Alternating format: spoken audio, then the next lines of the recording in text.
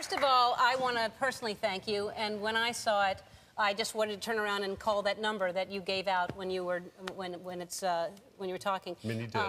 Well, and I'm so happy that you did that. I think I wish more people had the courage to do what you did. And I know that this was not a surprise to you. You were elected openly gay, so it wasn't a surprise to them. But was it just one incident that just pushed it too far that you thought you needed to do this?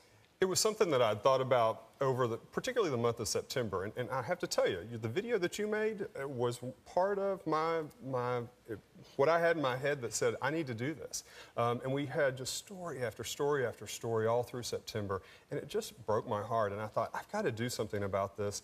But what is that? And I will tell you that on Monday of last week, when a young man named Zach Harrington in Oklahoma committed suicide after attending a city council meeting where a bunch of unfortunately anti-gay rhetoric was thrown about, and he killed himself, I thought, if there's any better venue for me to take this on, it's at my own city council meeting. And so the next morning, I went home at lunch, cried a whole lot, wrote it all out, and it was never edited once, and I just read it word for word that night. It was so real and raw and moving, and more people, like I said, you know, because you're a great example. You're successful, you went through it, you got through it, and things do get better, and I think that is the message to send, is that look at your life now, look what you're doing and how successful you are. And I thought what was really amazing is you come from, what part of Texas were you born in?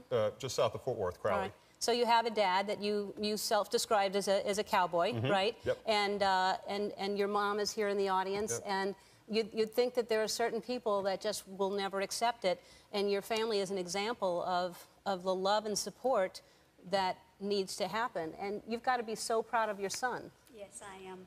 I mean, what an amazing... Did you have any idea that... He said this was the first time you were hearing... It must have been really hard for you to hear that kind of emotion. It was hard. I think one of my first thoughts was we had failed him in some way.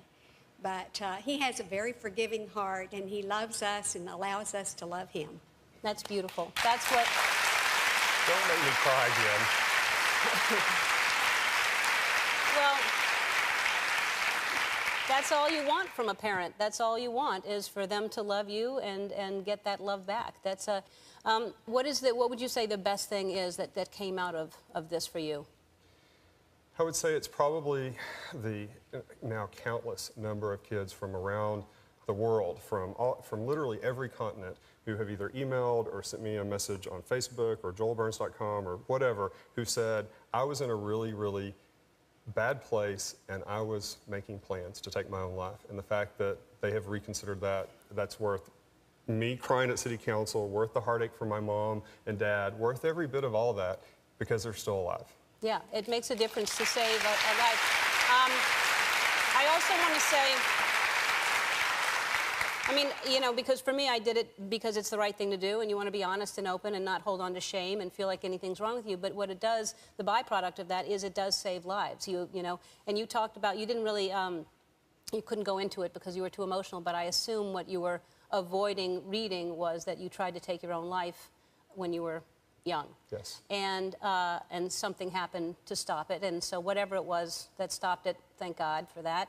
But the way you end the speech of talking to your 13-year-old self and all those things that, and if anybody can, who's out there, that you're 13 or you're however old you are, you can try to get out of that place and go to the future. I think that is a beautiful thing that you said, to go back and say, look at me now. There's so many happy memories that will be made. You just have to live long enough to get to them. Yeah, and we need our family support, and we need, you know, anybody who's witnessing something like this to stop it. We just need to love one another and accept one another.